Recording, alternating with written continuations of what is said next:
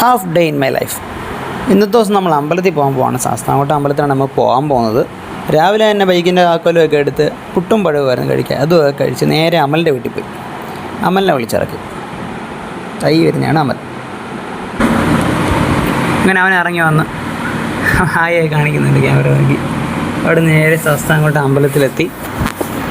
അമ്പലത്തിനുള്ളിലേക്ക് കയറി തൊഴാൻ പോവാണ് നമ്മളിനി.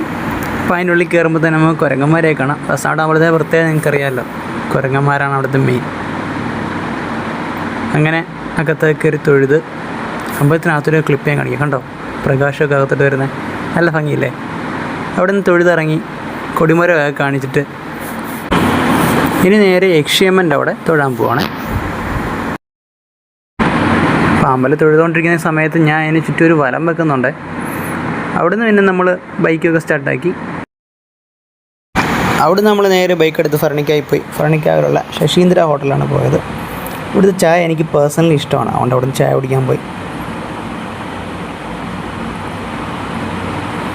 ചായ കുടിച്ച് ബില്ലൊക്കെ പേ ചെയ്ത് ഞങ്ങൾ നേരെ വീട്ടിൽ വന്നു. ഇന്നത്തെ വീഡിയോ ഇത്രയേ ഉള്ളൂ. ബൈ.